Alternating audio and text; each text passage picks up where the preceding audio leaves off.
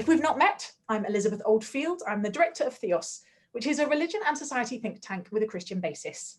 And we exist to help make, we hope, our public conversations about the role of religion in society more accurate, more productive, and frankly, more life-giving.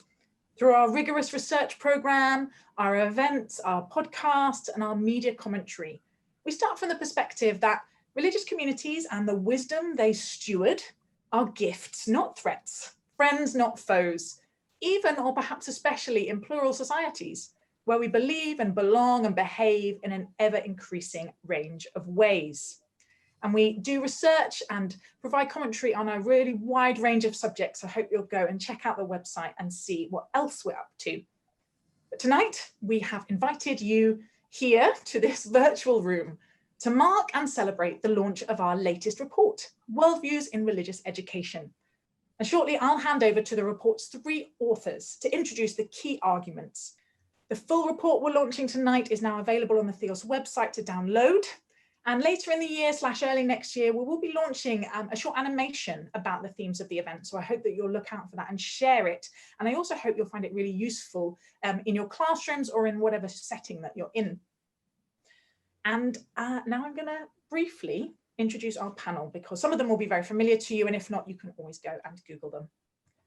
First up, we are going to have Trevor, who is Professor Emeritus in Christian Education at Canterbury, Christchurch University. He is writing the report in a personal capacity as an academic in religious education. Though many of you know, he's also chair of the Religious Education Council of England and Wales. He's not wearing that hat tonight. He's wearing his Canterbury Christchurch hat. And I'm sure many of you function in this way with multiple different roles. So it's good to be clear in what capacity he's written this report. His co-authors are Bowie, who is Professor in Religion and Worldviews Education, also at Canterbury Christchurch, and Farid Panjwani, who is Professor and Dean of Education at Aga Khan University. Until recently was Associate Professor in Religion and Education at UCL. And Farid is brilliantly joining us from Pakistan. His signal looks absolutely brilliant at the moment, but if there's any problems with that, Trevor will take over.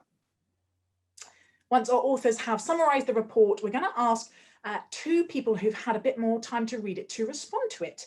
And we deliberately asked 2 eminent scholars who are not purely RE professionals, because we hope that this report will be of interest to those who are interested in worldviews more generally, as well as in the classroom.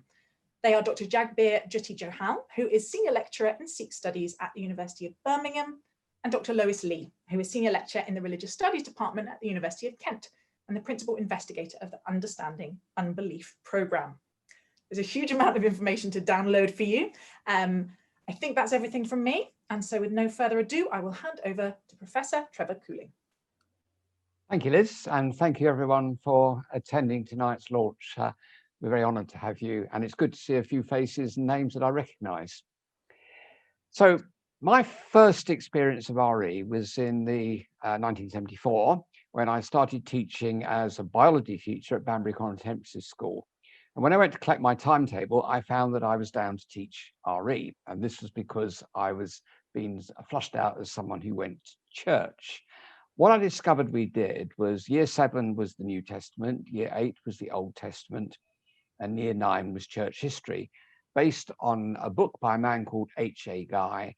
And my mentor, that was my head of department, used to teach this by taking a chapter each week, asking the boys, it was then, to read it, and they had to write the chapter as a summary.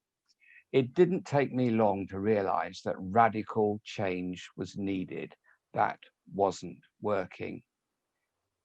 Now, what I'm going to do tonight is just briefly to outline the report to you. It will be a very brief outline, skimming over lots of issues.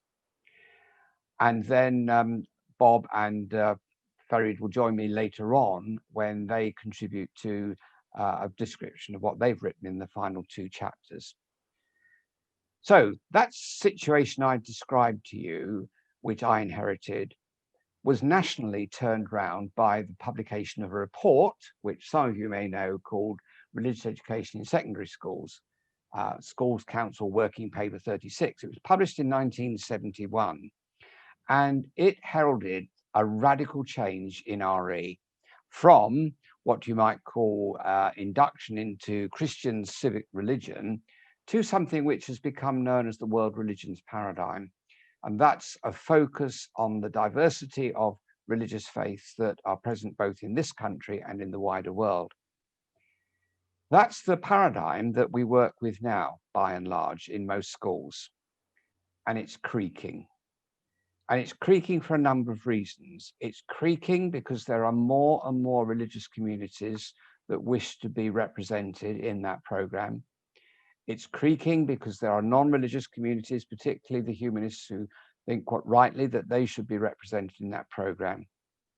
But it's also creaking if you look at the response of students and parents. Just some statistics for you. When the YouGov did a survey of the general public about which subjects really mattered in schools, religious education was in the bottom 4. Those below it were drama, classics, and Latin. YouGov did another survey amongst school pupils aged 6 to 15. And when asked which subject do you enjoy a lot, only 12% put down RE. 31% put history, 47% put science. In the British Social Attitudes Survey, 70% of the 18 to 25 age range said that they were non-religious, the so-called nuns, N-O-N-E-S. The other research, the more academic research on attitudes to religious commitment, do show us that there is decreasing interest in what you might call institutionalized religion. The world religions paradigm basically rests on that view of institutionalized religion. We had that paradigm shift in 1971, which I've already outlined to you. It's my belief that the Commission on RE report, which is what we've jumped off, is also going to be a paradigm change. Now, it's not the finished product. I always describe it as like a pebble in a pond. It's the pebble, it's creating waves. There's a long way to go in understanding what it might mean for RE in the classroom. Its central idea was that we should reframe religious education around the idea of worldview.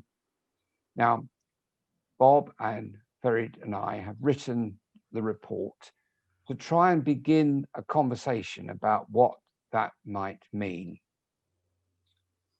Now, worldview is quite a controversial idea. The report says everyone has one.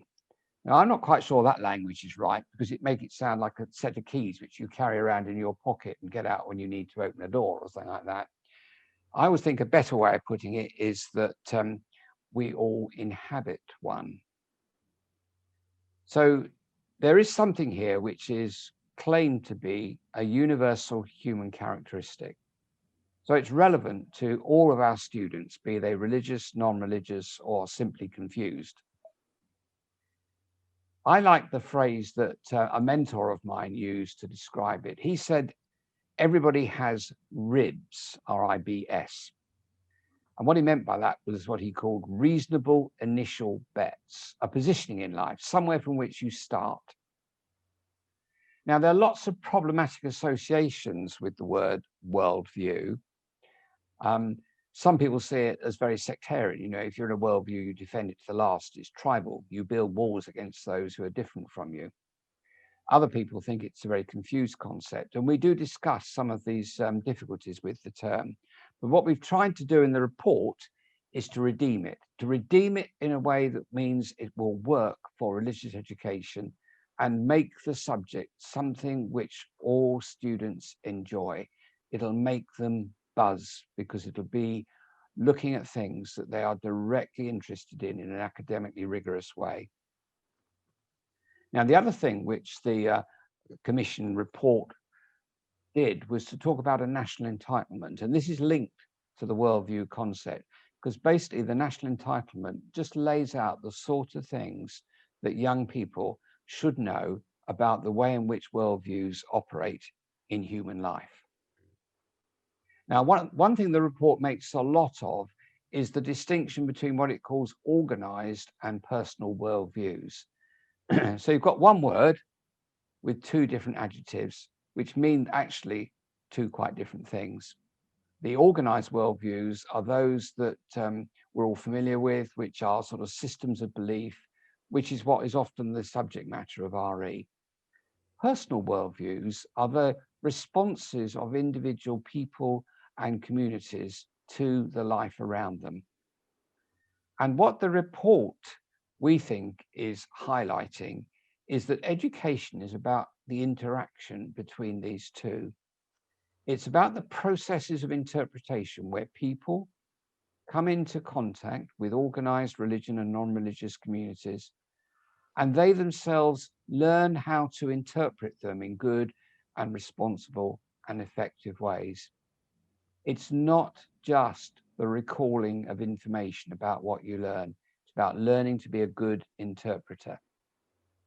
Now, Richard Quay, who is the subject lead for RE at Ofsted, has actually recently identified 3 types of knowledge which contribute to this. He says there's what he calls substantive content. That's the sort of information and concepts that we want young people to know.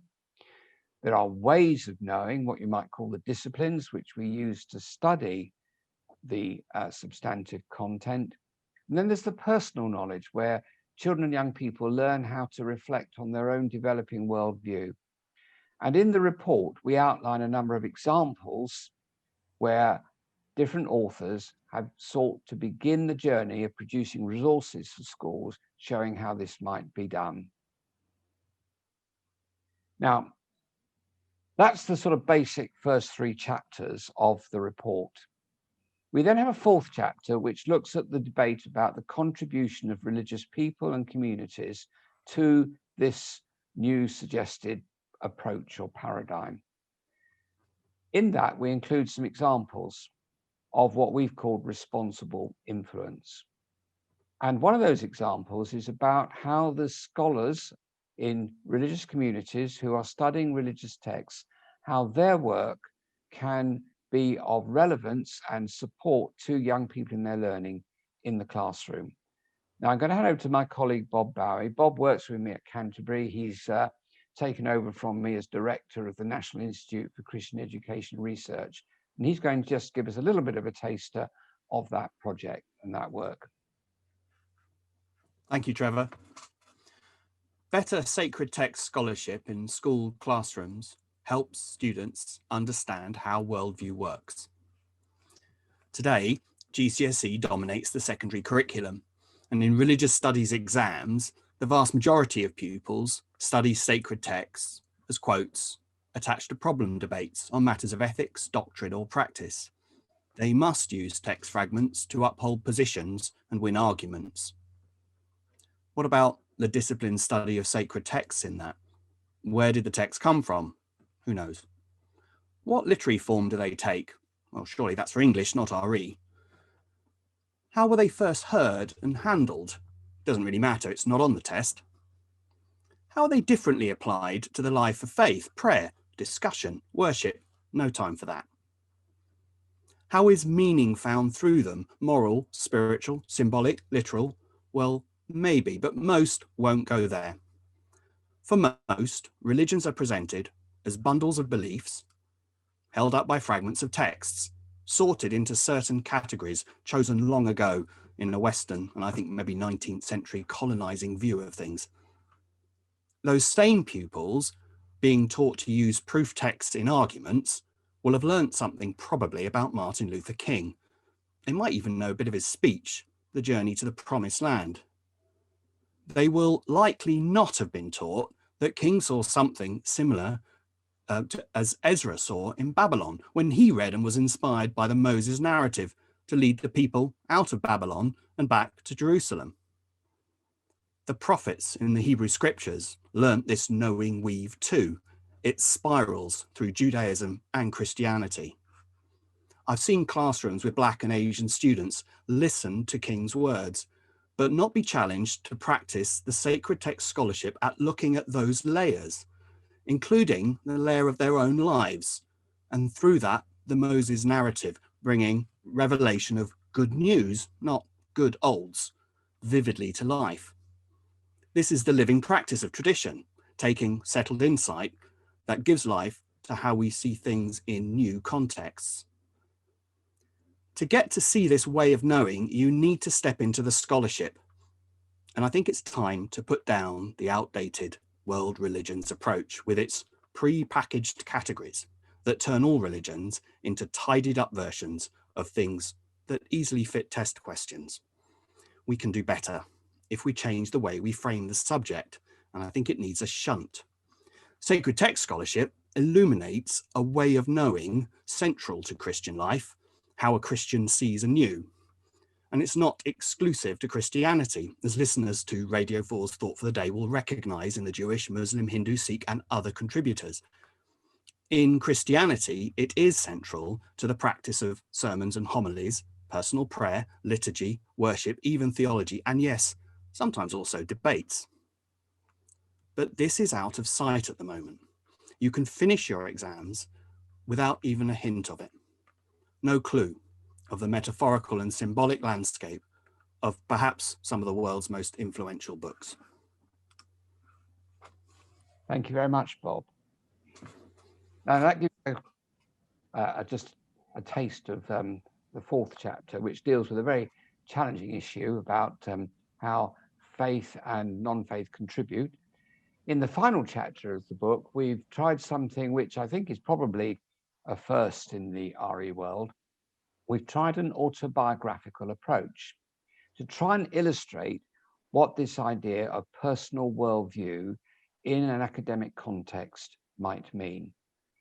And the way in which we've done it is that myself and Bob and Farid have written about our own academic and faith journey and how the two have interacted as we have progressed through our careers.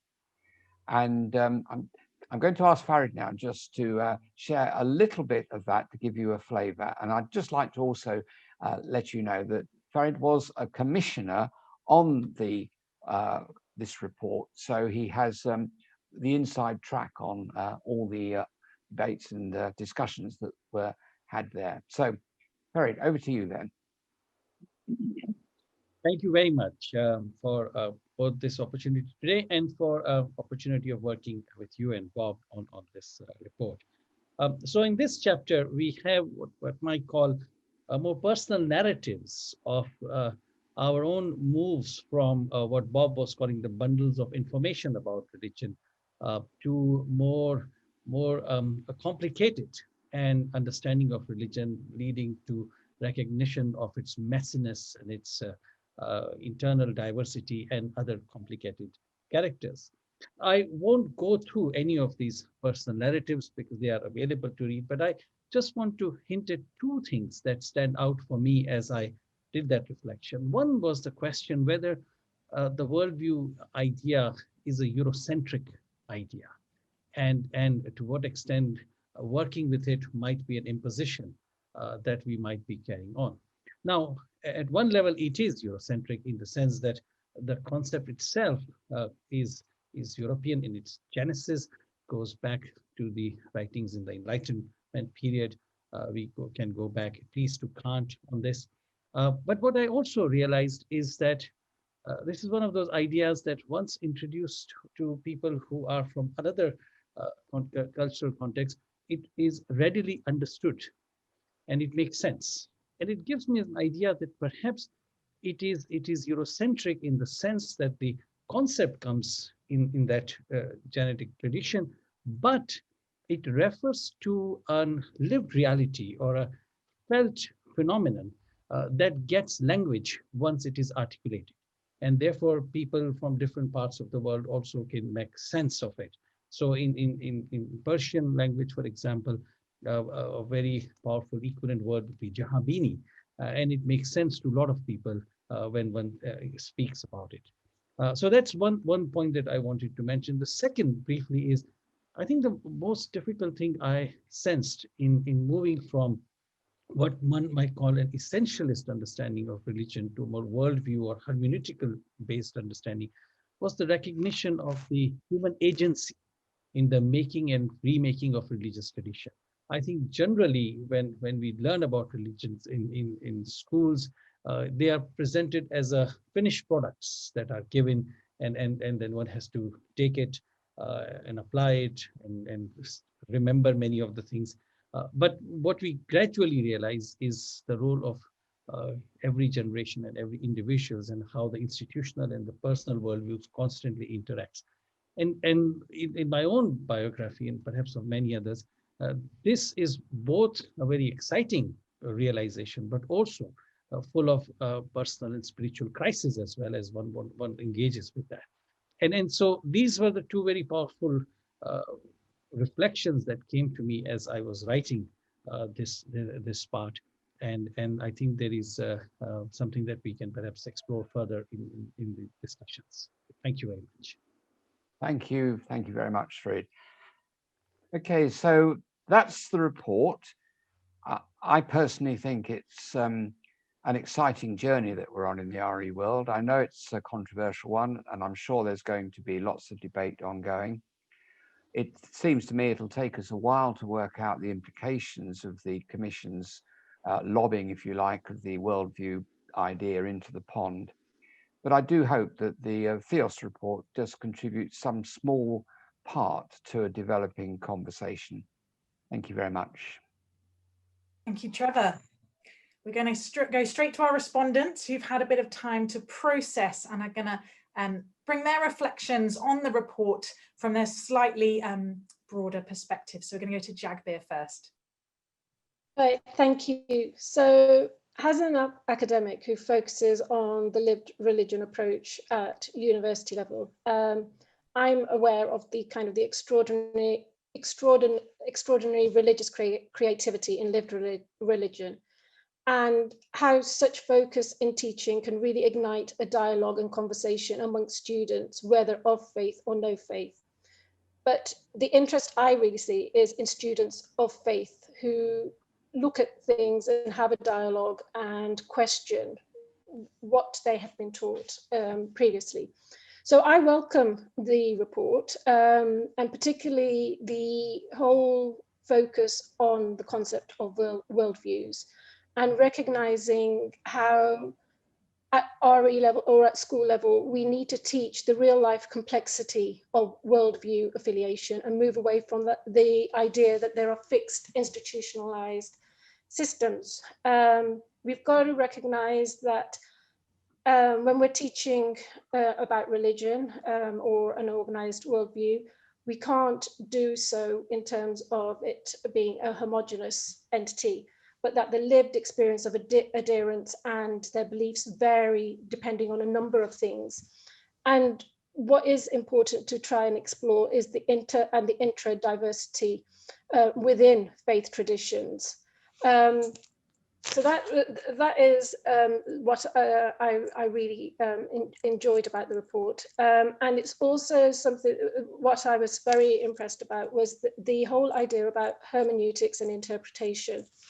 And that is something that I have focused on with reference to the Sikh community, looking at how issues are dealt with, contemporary issues, for example, are dealt with when the religious text, the Guru Granth Sahib, is used, for example, and how that involves that Anthony Sithleton's responsible hermeneutics.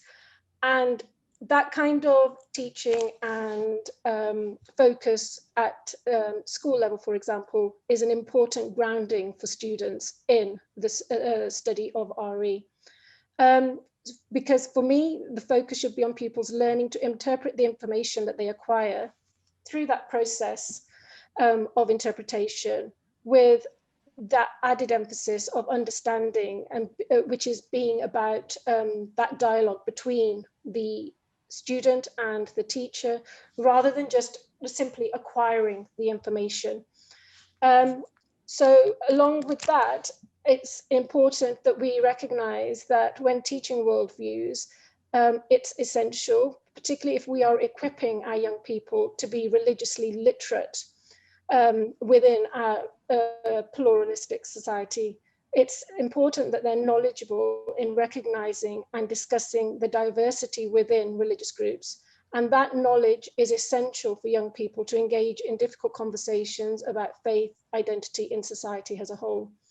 And one of the important things, I think, in terms of this kind of worldview teaching is that the religious literacy is improved, but also that kind of the messiness and the fluidity within religious identity is discussed and openly kind of challenged or understood by young people. So that's important. And one of the things when I was reading in terms of, and Farid just mentioned it, was the personal reflection that is in the report. And I think that is very important because reading through that, I've kind of already mentioned that the personal worldview of the student and the teacher is different. It's complicated due to a number of things: one's own positionality, family background, gender and education of students, for example. And I see this when I'm teaching at university level, and particularly when I'm teaching my own Sikh studies students. And with the autobiographical discussion that is in the report, I was reminded of my own experience when reading Dr. Farid's account. I remember doing RE at school and the topic of Vaisakhi. Contradiction stood out in the subject content I was being taught at school and what I was learning and understanding about the event and identity at home.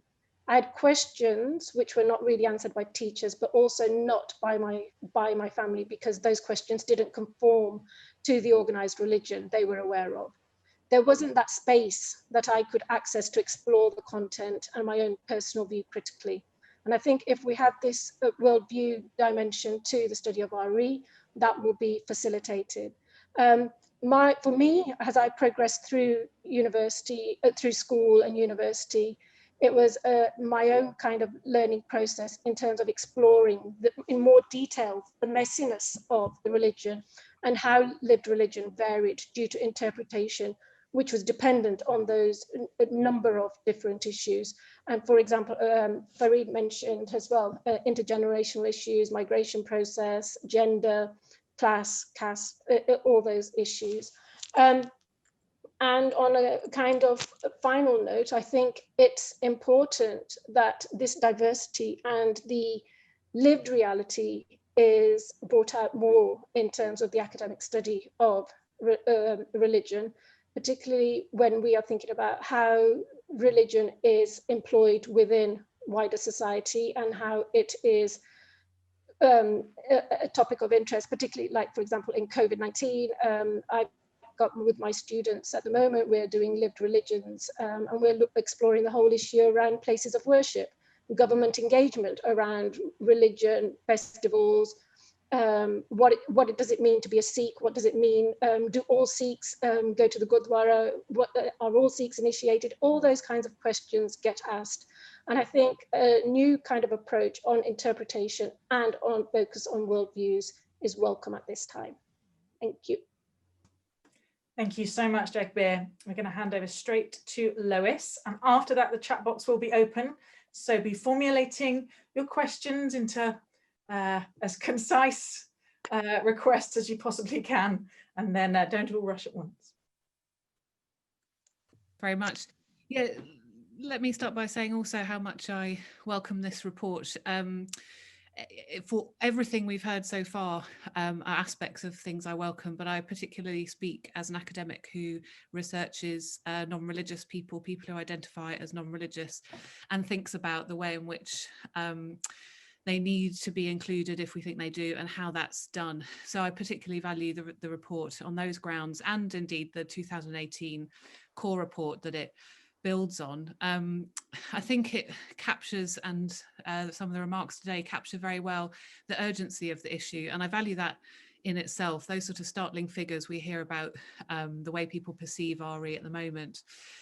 And I think, but on the other hand, as well as setting out this kind of moment of what looks like crisis, the report really shows how that might be turned into something very positive, and I think really quite exciting. And I'd emphasise that these issues are being faced across public life. It isn't unique to RE. The impact of increasing non-religious identification on the state of quote unquote religious literacy, and I think as importantly, maybe something like worldview literacy more broadly, is being felt across many areas, including media, public policy, many areas of law. In which that similar kind of time frame that's set out in the report is felt. The spaces that religion have occupied in public life are becoming perilous in exactly the same way, much more widely. And I think RE is actually really pioneering in terms of formulating a response to this major cultural shift. And I sincerely hope that these activities, including this report, are gaining or will gain a very wide audience. I think they do deserve to. What they do in terms of engaging non-religious people or people who identify as non-religious is bring them in as key stakeholders and move away from the sense that they're participating in RE because they might be interested in the religious other, which I think is a very problematic way to conduct RE and is one reason it is so perilous. It makes RE a subject unlike any other mainstream subject within our schools, in which all of our students feel themselves to have a very personal stake. And I think the shift towards worldview really engages with that and responds to that issue. I also really commend the publication of the report as one of kind of a series of several major activities. So there's that core report before, and the RE Council and the broader RE community I know are very engaged in this. I think we are thinking about a paradigm shift, and that's a process. A finite one, I think, but I think it is a process. And I appreciate that the report and everyone involved have the kind of understanding and humility to see that this new worldview approach is something that's developing and something we do in conversation with one another. They argue, I think quite rightly, that there's enough to suggest that this is a path worth taking without perhaps being 100% sure exactly where it will lead us to. I think that sense of process, a kind of meaningful process, is really welcome.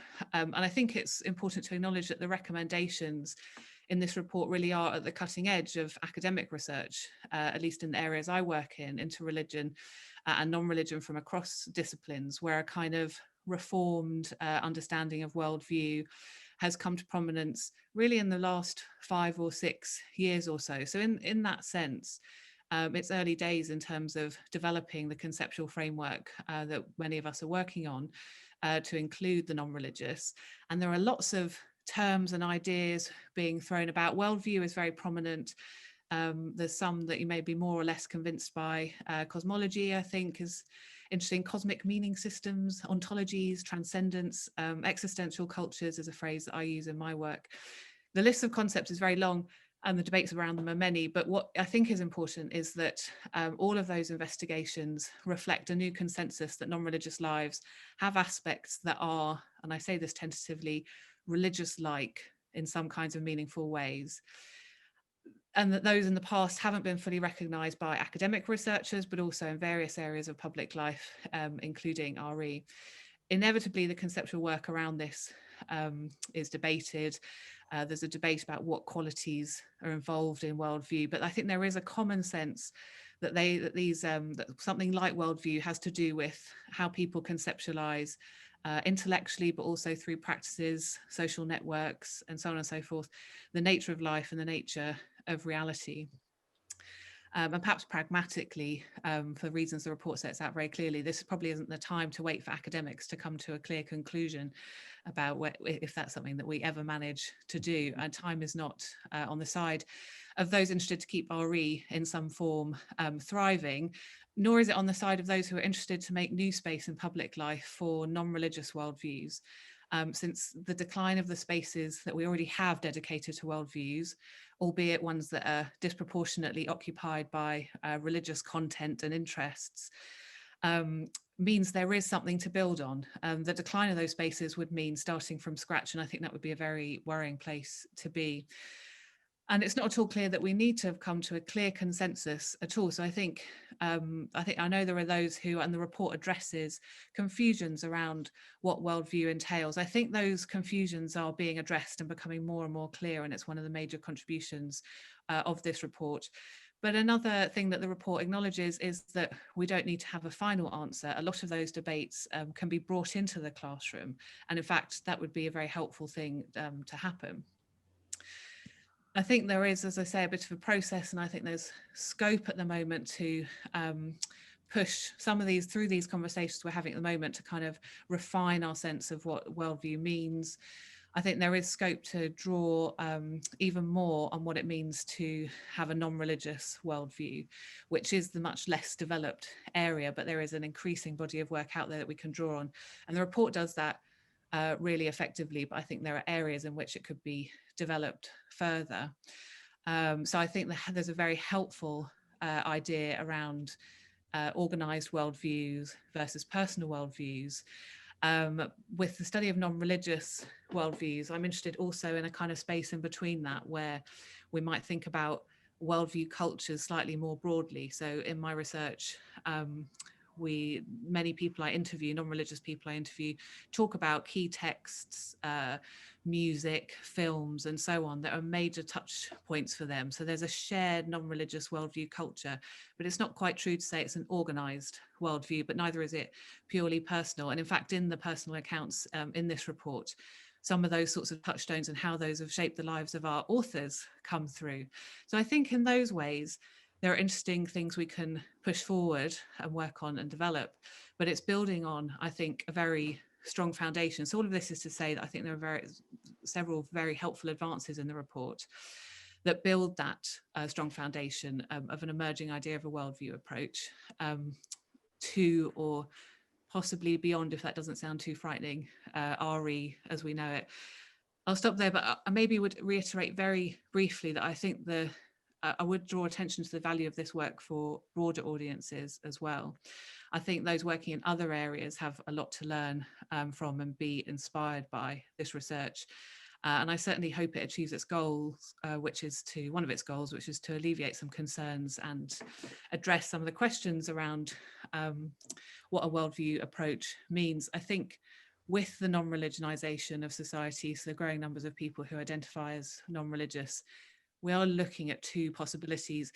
One, that the religious share spaces in public and social life that have been in practice, if not in name, devoted to worldview or existential cultures, I would call it more broadly, or we lose those spaces. And maybe not this year or next year, or it might be a matter of decades. But I think, as well as intuition and knowledge that many of you will have about this topic, there's also good research to show that people need resources to support their existential lives in order to function and flourish, an issue that's addressed very well in this report. And that's as true of the non-religious as it is the religious. So fortunately, that's a slightly bleak vision, but I think the report replaces that with a much happier one that we can be quite excited about. So I would thank the authors very much indeed. And thank you, Lois. Thank you, Jagbir. Really helpful and illuminating words. We have deliberately left a lot of time for conversation, so we can really dig into this. So hopefully my colleague will now be able to enable the chat box. I am going to jump in with some of the advanced questions. And if we're not able to enable the chat box, because Zoom, as you know, can sometimes be a little bit temperamental, we will let you know what the alternative plan is. Okay, here they come, the flood, great.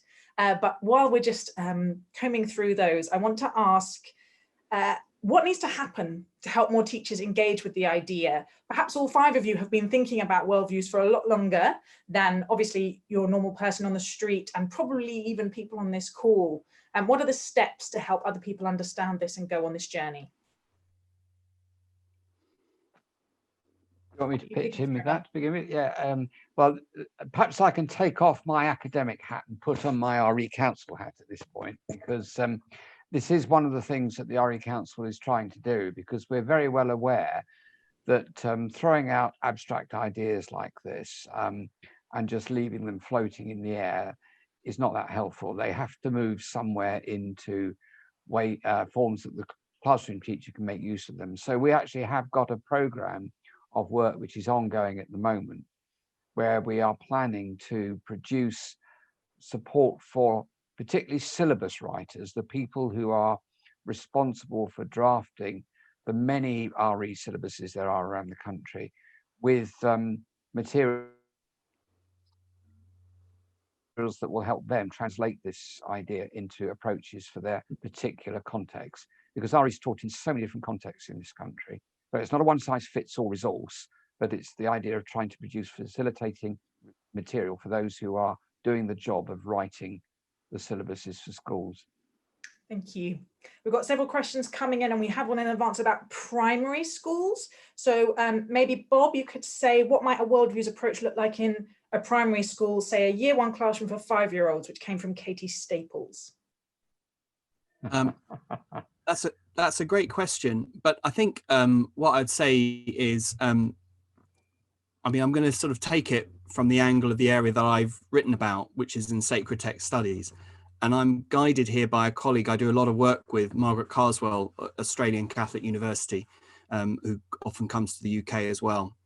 And she works with hermeneutical approaches to sacred text studies, which gives a central place for the child to engage in that. And she does that with young children, with children as young as 5 and 6 and 7, through stories. And of course, primary teachers are experts in stories and using stories for teaching. And what I would say is that I think there is a clear opportunity for that expertise and allowing children to see themselves actively engaging in those narratives, actually for what it is, which is a central part of the scholarship of sacred text studies and hermeneutics. It's not simply a childish thing to be done with young children. It's actually part of a scholarly discipline. And it introduces them, because of that personal dimension, the what we might call the hermeneutics of the reader can be explicitly introduced, but in age-appropriate ways. Actually, of course, sometimes young children are, let's say, more open-minded to some of these things actually than some of the teenagers that you might get to teach when you're dealing with GCSE classes. But perhaps that's a slightly different topic. Thank you. And I'm going to ask, this one is particularly framed from Andy Lewis, but there's a few coming through about, would this possibly create more division in RE provision between subject knowledge experts and non-specialist teachers? There's a sense that there's already sometimes a divide there. Could this possibly pull those apart? Jagbear's nodding, so I'm going to see if she'd like to jump in on that, and then anyone else feel free. I suppose what I'm thinking about is in terms of when you are teaching religious studies or and worldviews, you have to have that subject specialist. You have to have somebody who is trained in the subject and who is able to kind of explore and have those conversations and dialogue with young people and students. And for a non-specialist teacher to do that within a school, I think that is very difficult, because if you don't have the training, you're not aware of the diversity within the faith communities, for example, intra-faith communities and everything. So that can be an issue. I hope that answers the question. So for me, it's very difficult if it's not a specialist. Anything you want to add? I can't see Farid. I don't know if he's still here, but any of the report's authors want to jump in? I'm here. I actually want to go back to the question about the primary and year one. I think one of the things that can be done at that level is through visuals, and to introduce the idea of diversity within religions and across religions through visuals. So for example, let's take the issue of places of worship. If I take example of the Muslim context, in many of the textbooks, you have a very single picture of a mosque, right? And that's the idea that is given it. We can use a collage of different types of mosques, for example, which right from the beginning gives the children the sense that there is, in this very concrete visual fashion, that there is a diversity that is there. And then you see you are using the child's own capacity of what he or she can grasp to, before settling into an essentialized view, you are breaking it, not allowing it by introducing the intra-religious diversity in concrete visual ways. So it's not just the text, but also we have other ways of talking about religion and religious life that can be helpful at an earlier age. Thank you. We've got a question coming through about how do you arbitrate or decide what constitutes a worldview of educational significance? You know, what happens to those who feel left out? And I know the report goes into this, you know, is Marxism a worldview, or neoliberalism, or consumerism? Where do we stop on this? And maybe one of the report's authors, and then perhaps Lois or Jagbeer, if you'd like to jump in too. If I'll comment on that one. I mean, it is a very important question. It's about representation. How do we choose what we are going to represent in the classroom? And the answer is that there is absolutely no easy answer to this, whether you take a worldview approach or a traditional world religions approach. What I think the worldview approach is to actually does is try and bypass that question a bit by saying the content is chosen in order to fit the context in which you are working. So there's lots of responsibility laid on the teacher and the school from that point of view. But what's important is that children learn certain things about the nature of worldview in general. So how you teach that content becomes incredibly important. What you're seeking to achieve through it becomes very important. And that's what the national entitlement lays out. And can I just make a comment about teachers, and particularly specialists and non-specialists, and particularly on primary? I mean, one of the things the Commission called for is that every primary teacher should have 12 hours subject specialism time on RE. At the moment, they get 3 hours in their whole training if they're lucky. So what we're doing is saying it doesn't matter at the moment whether you know anything or not, you can still teach RE. And we really need to get the government to step away from that reliance on just chucking people in the deep end when they have no idea how to swim.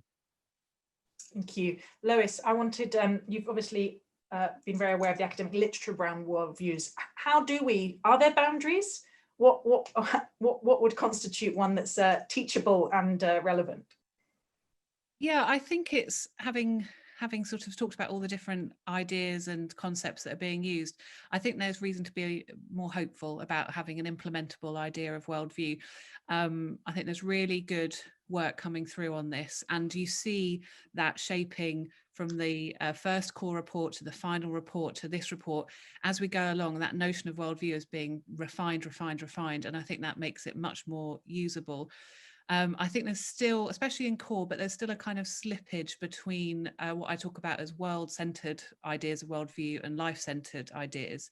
So is it about how people experience and understand the world around them, or is it about how I experience and understand what life is, you know, where life comes from, what happens, what kind of transitions happen at death, and what does that mean for the interim, which I think is a narrower idea of worldview, and it's the sort of inhabited philosophy of life, to use a nice phrase from the report, which I think is much more specific and more helpful.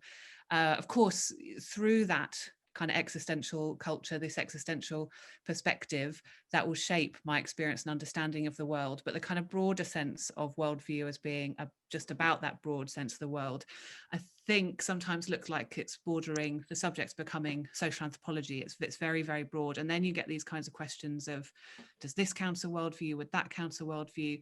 There's a helpful example in the report that says there's a distinction, isn't there, between the status of something like Judaism or Sikhism within the RE classroom and consumerism, postmodernism, capitalism, all of those other things. And I think there is a distinction, and probably one that can be articulated even more clearly as we go forward. And the distinction for me is that Sikhism, Judaism, humanism, philosophical agnosticism, the non-religious worldviews as well, have to do with, they're all ways of conceptualizing at heart, conceptualizing the nature of life. And that's what we use to identify that culture and differentiate, you know, the church from the Bank of England.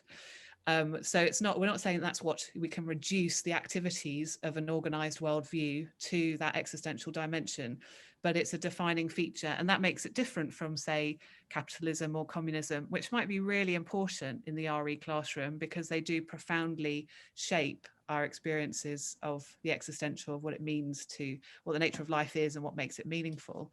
But the status is different.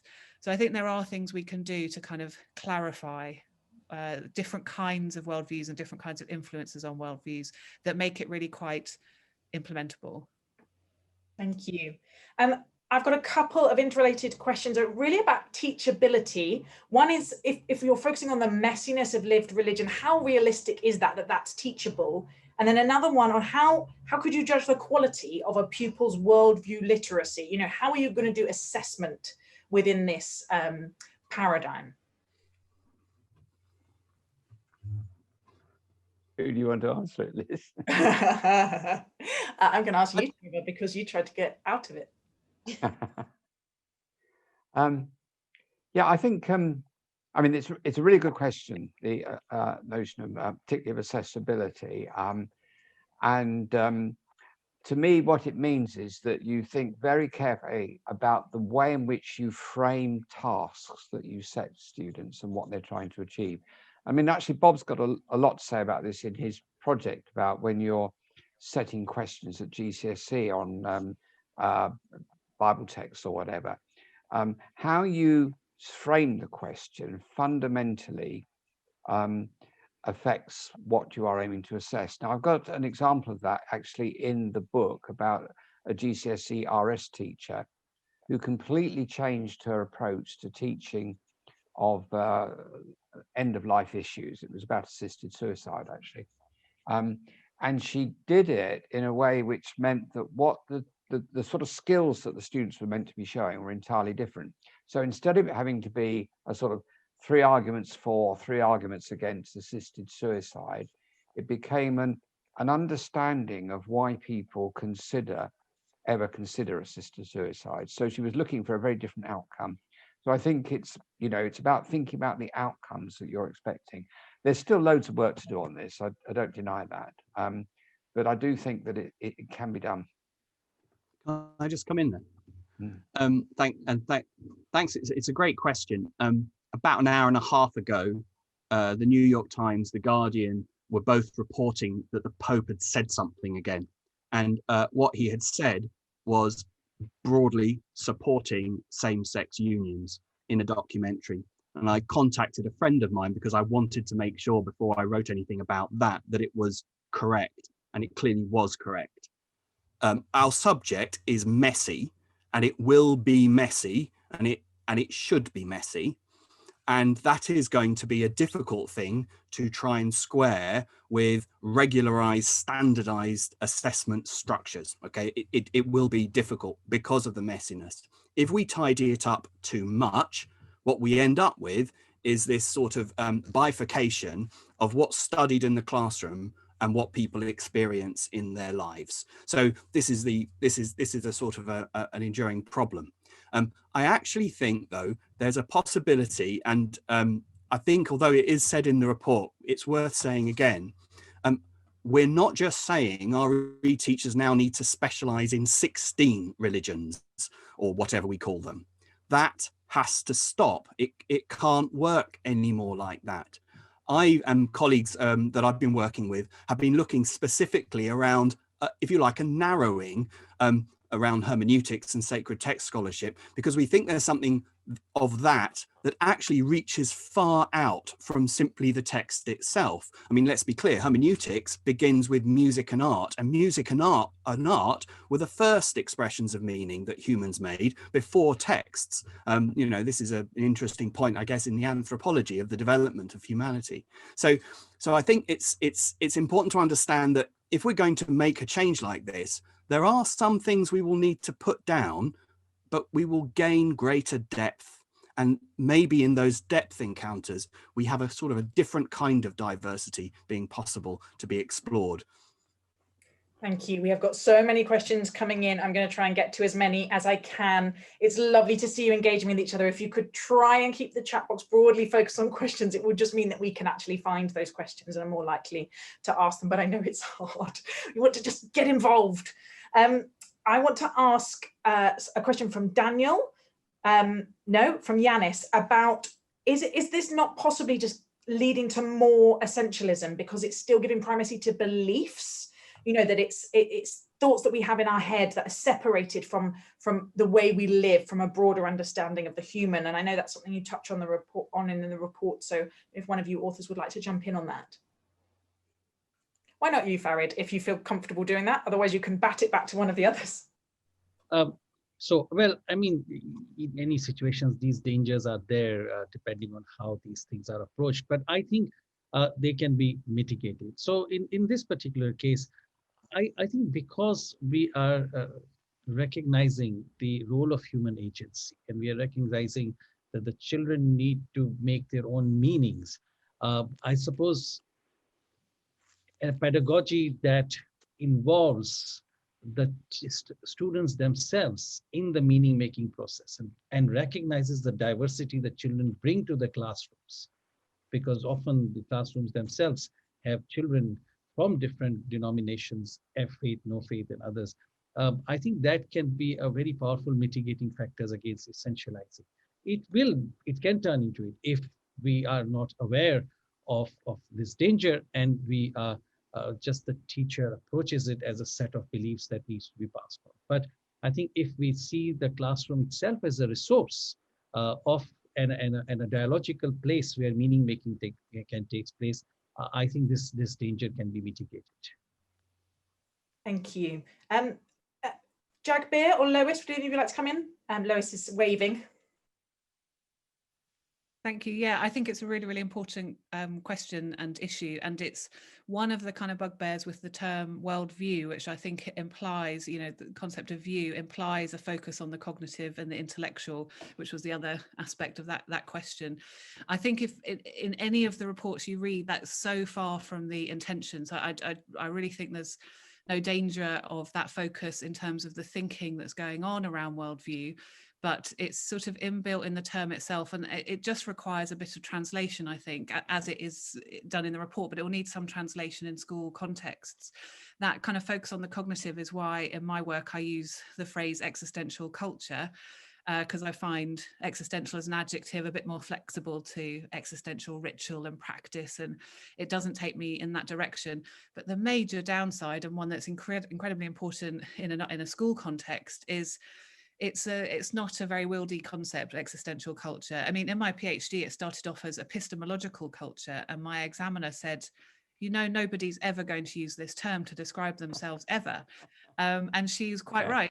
And existential culture is really only a step ahead of that. We want people to be able to work with these concepts and talk about themselves. And I think worldview does a lot. It needs to be engaged with critically, but it is a concept that people do use and can use quite relatively easily. And I think for that reason, it is often referred to as the kind of, you know, the lesser of a, you know, best of a bad bunch into some degrees. And I think we need to acknowledge that when we're bringing it into the classroom. Of course, religion's exactly the same. We want to debate all of the controversies around that term.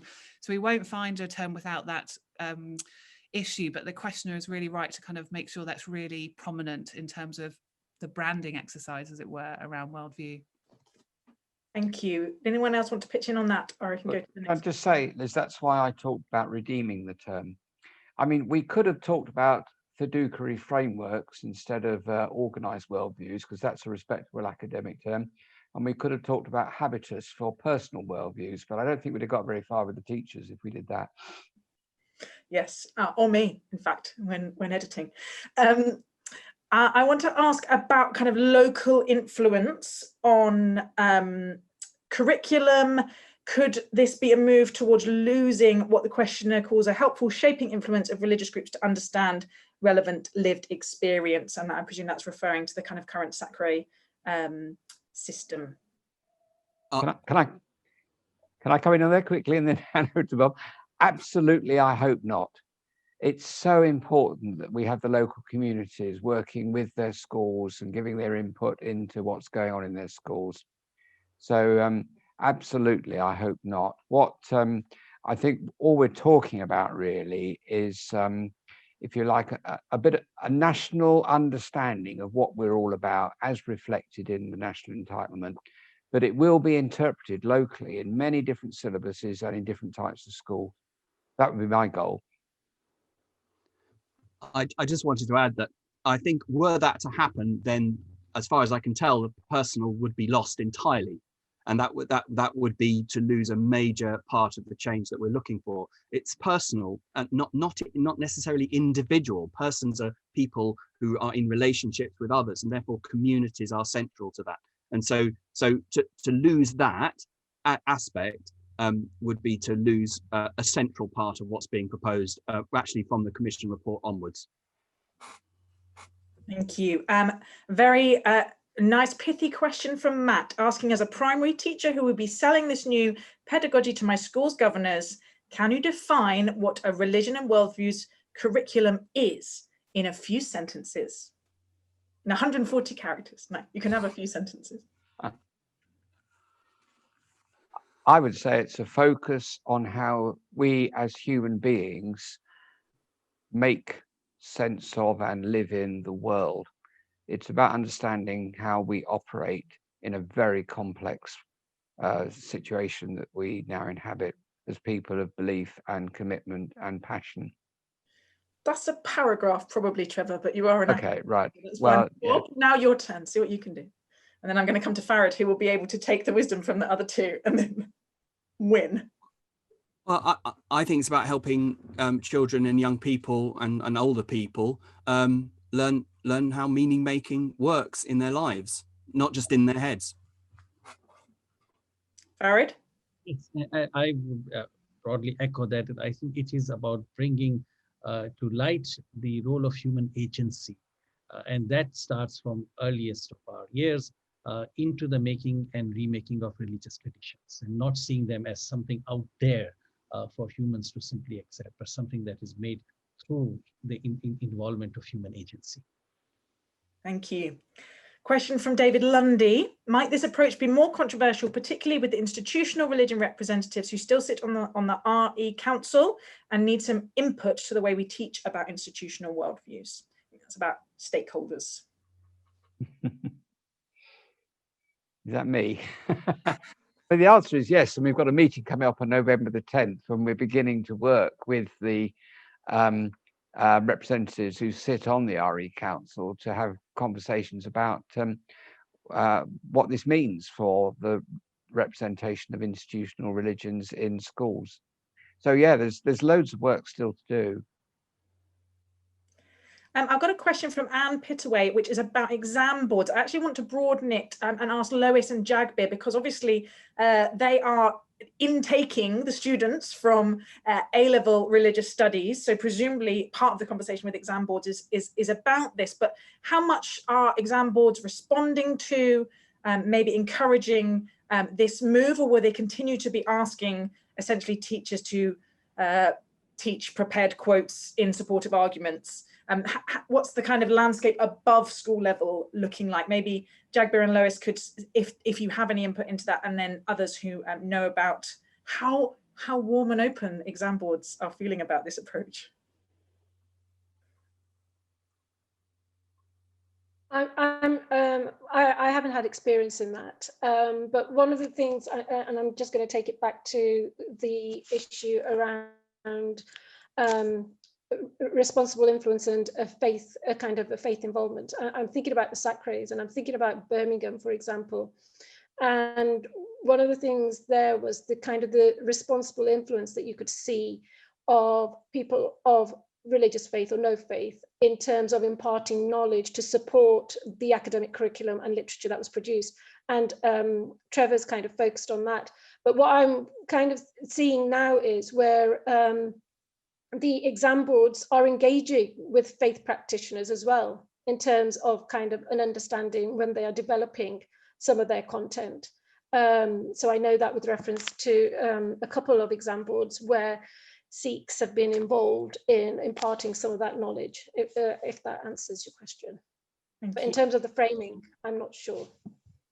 We've got someone commenting from the floor, thank you, that exam boards are very constrained by where government is on this. Yes, I was just going to say that we do need to understand that exam boards operate within a market that is set by Ofqual, and Ofqual have a role here, And the last set of changes, something quite extraordinary happened, which is the entire rearrangement of all of the exams in one go, GCSE and A-level, under acute time pressure to resolve a whole range of complexities. The consequences of that, of course, have been what schools have been experiencing in the years since then. So I think exam boards operate in a market that's been designed and set up by government. And so government have a responsibility to this too. Thank you. I am going to ask a question from Jane Yates. Have any students been consulted about the concept? Surely as consumers, they might have a valid response. Any of you five done any field work with students or know anyone who has? Deafening no. Yep. Yeah. Nice, I mean, lots of students were consulted by the commission. Okay. So when the commission was on the road, if you like, and Farid will know this, we had students come and talk to us about what they wanted, and what the commission was doing was reflecting that input that they heard. So but I don't know of any sort of formal survey which asks students, do you like a worldview approach? Because it wouldn't really work, because you'd have to spend a lot of time explaining to them what it would mean and things. But certainly the commission itself is a response to what was said by students alongside, of course, other people. Yes, that is true. I also am not aware of any specific research on with this method and with students, but certainly in the commission we heard many students, and that in fact helped us be more sure of the way in which we were suggesting the direction of religious education, that it needs to move towards more worldview, which both personal and institutional, and an hermeneutical approach. So their input was very helpful in giving us further, in a way, reinforcement for our thoughts. But I think this is an area that can certainly benefit from more research. I was just going to add one thing to that, which is, if you were to turn the question round and say, let's name our subject after a word that students warm to, I'm not sure the word religious would be doing very well from that. I am going to ask a question from Hugh Humphreys, who quotes Leslie Newbigin quoting the Chinese proverb, if you want to know what water is, don't ask a fish. Do the authors, or indeed the respondents, think Aryan worldviews might enable students to critique our dominant Western, modern or postmodern worldview, to understand the kind of embedded values by which they are formed? I would certainly hope so. I think being aware of the influences which shape yourself is one of the key things that would come out of a successful use of this approach. Thank you. How widely supported among religious groups is this idea? And this is from Daniel, who's asking as a Catholic, and said that Catholicism seems an example of a worldview that may be out of place with this kind of approach because it emphasizes cognitive approaches and makes at least one exclusive truth claim. Maybe Bob, you could jump in on that. Well, I will jump in on that, because I was talking about worldviews to the National Board of Religious Education Inspectors, NIBRIA, a very important body, and we had this was in the context of the sacred text and hermeneutics in worldview, and one of the concerns that was expressed and uniformly agreed was the sense in which that there is a given worldview that permeates much of our culture, which actually the Catholic Church and Catholic communities are very concerned about. You need a word to be able to talk about that. You need to be able to describe that. You need to note that when we talk about users, we're talking about a term that evolved from keyboard use, and that use means something and affects the idea of person and the personhood. Now, if you can't use a frame to describe this thing, if you don't have a term to describe this thing, then it's much harder to articulate it. So I actually think there's a lot of interest in being able to talk about different aspects of worldviews, some of which our religious communities have concerns about. Thank you. And great question from Alaya from the Faith and Belief Forum, who is talking again about this pull towards essentialization, with which she's had a lifelong battle, and she's designing resources for RE teachers about scriptural reasoning. Actually, I think probably all five of you, she just wants to know, how do you resist that pressure towards essentialization in the classroom? And perhaps Jagbir and Lois could go first, and then the report's authors jump in after. Jagbir might have frozen by the look of her, unless she's just very still. So maybe Lois, you could go first. Well, actually, I couldn't unmute myself when we were talking about research with students, so I'll come in on that as well. Yes, please. I mean, I don't know of any research that's specifically with students, but I know of lots of research that are with in non-religious people, which are people who have non-religious identities, which is the majority of student age, the student age population. So there's some indication. I think they don't hate the concept of worldviews, which is a good good place to be. So we do, that's been asked in various bits of research, but they do dislike often terms like religion. Some like words like spirituality, but many dislike it. Some like faith, and many dislike it. And I think there's a sense of being different from religion that needs to be maintained in the language in order for many non-religious students to engage. But it's interesting as well how kind of challenges to being fluent about their own worldviews the people we're interviewing have. They don't have any issues answering kind of questions we have when you get into something concrete. When you ask something like, as we do in our current research, should life expectancies be enhanced and developed? Would you want to live forever? Why would you want to live forever? You get into those questions and people have long answers. But if you ask them about what it means to be non-religious, even something like what makes life meaningful, people aren't fluent in asking about that, in talking about those things. And I don't think it's because it's absent in their lives, but they're not used to talking about it in those kinds of forums. I think that lots of the proposals for how teachers engage with the topics at hand capture that, where you get into the topics, kind of big questions approaches, for example, really get into that. But on the other hand, I think RE could be really transformative in enabling people to talk about something that's quite a significant aspect of their lives. There are other kind of battles going on, like people who are non-religious often identify as being indifferent to religion, and yet they're really interested in religion when it turns up on the news in this forum. They're really interested in some of these existential questions and so on. So there's a kind of conceptualization of what matters and what matters to me that isn't always quite in sync with what actually matters and what matters to me. And I think a broader approach to RE could be really transformative in that regard. And that's what the research, I think, does show, the research that we do have. I think more would be very welcome. And now I've lost sight of the other question, I'm sorry. Maybe others, if you want to come in on this pressure to essentialize religion when you've got limited classroom time, you're doing lesson planning, how do you resist that? If I can just make a comment about that, it seems to me that the sort of questions that you make and the statements that you issue as a teacher can be very formative.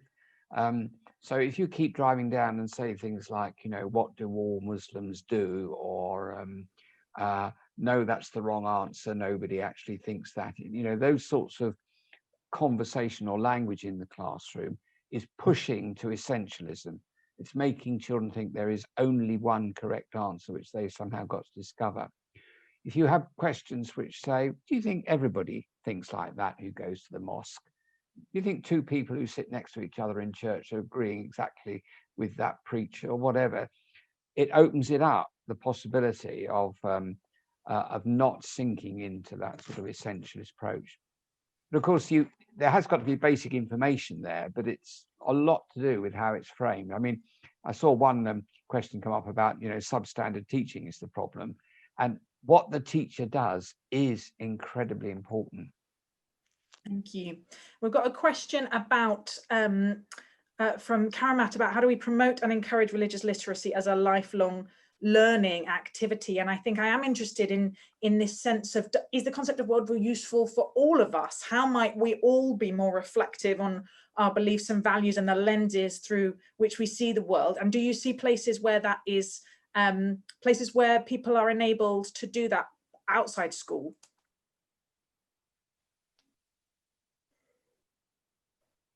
Well, a gap. if I may, I think this is where journalism can play a very useful role, because for many people, if they have not gone through formal education about religious studies, many times their sense of the idea of religion and what different religions are outside of their own growing up context is formed through media and through journalism. And I think if the journalistic world can play a better role in challenging and essentialized understanding of religion, and sometimes it's a very quick news, but also journalism also consists of very thought-provoking articles and videos, and I think those are opportunities where we can provide the complexities of religious life and bring them out. And in fact, I think because of the multimodal approaches that can be taken, this complexity can be captured much better than in a simple text that can be captured. Thank you.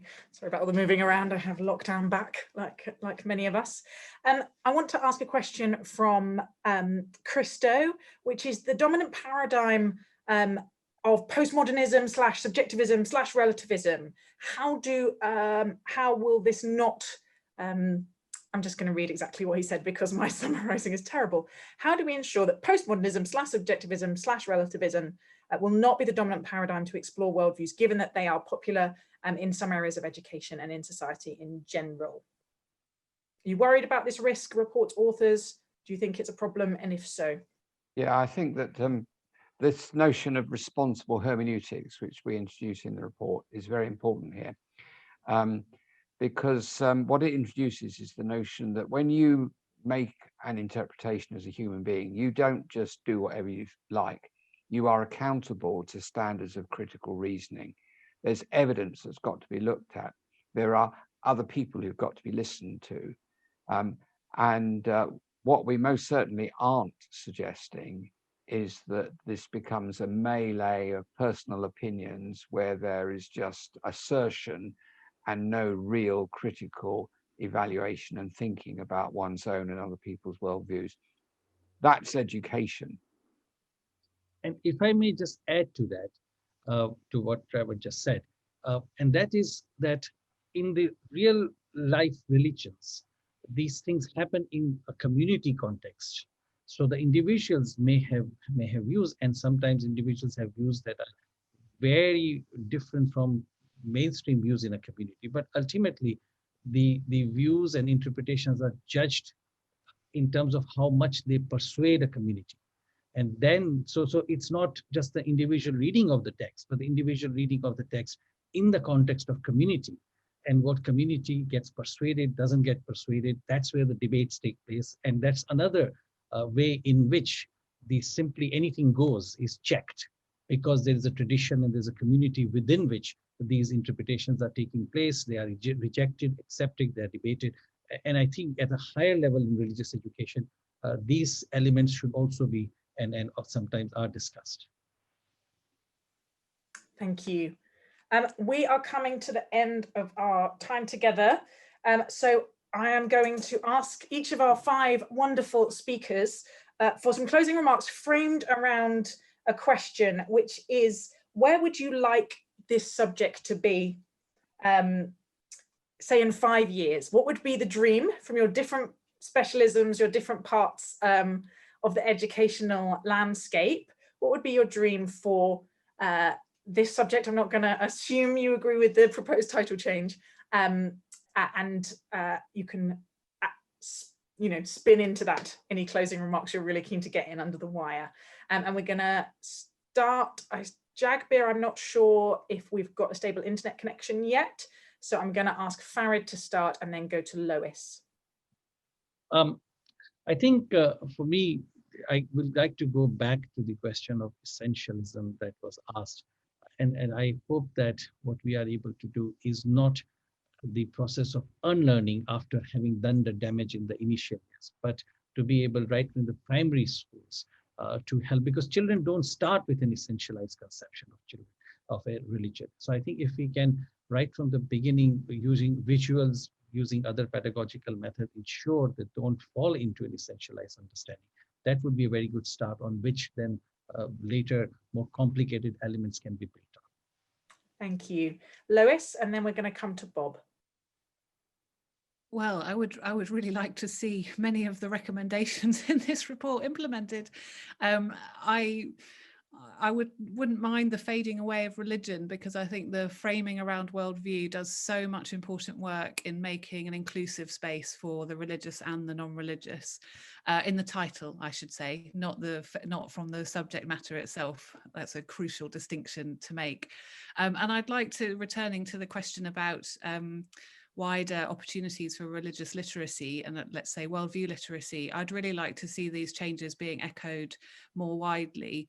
I think as has been said in journalism and many other areas, there's a kind of still a focus on religious figures and institutions as having key access to existential and ethical expertise, which I think is really valued by the non-religious people I interview, but also excludes them in certain ways.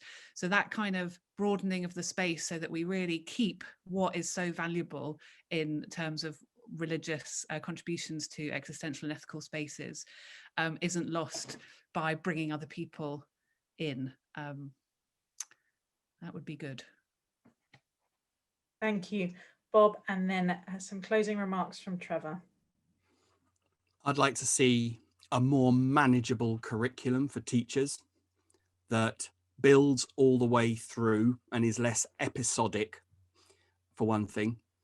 And I think I'd like to see an experience that leads to very different survey results from the students, from the kind that Trevor identified and that the Core Commission report identified.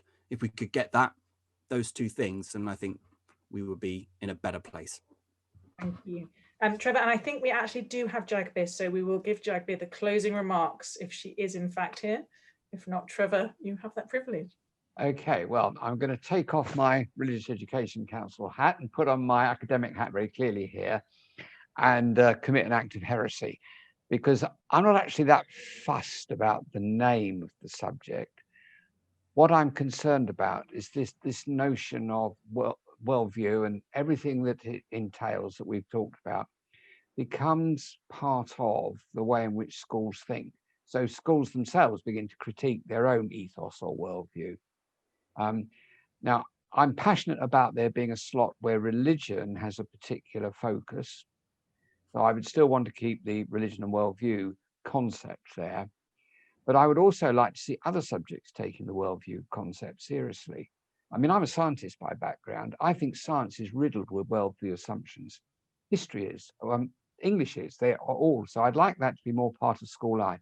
So I suppose my vision is that the subject that we are talking about now begins to lead the way in terms of what academic rigor looks like, what academic thinking looks like in a school that takes seriously the insights of how we know as human beings. And like Bob, I'd like to see kids queuing up to get in the door of the RE classroom. Thank you. Jagbir, I can't see your video, so I'm going to give you a couple of seconds. No, sadly, I think we have too unstable an internet connection. I want to, I'm not going to do a round of applause because it doesn't really work on Zoom, but I'm going to give a virtual round of applause to our wonderful report authors. My colleague is laughing at me doing clicks.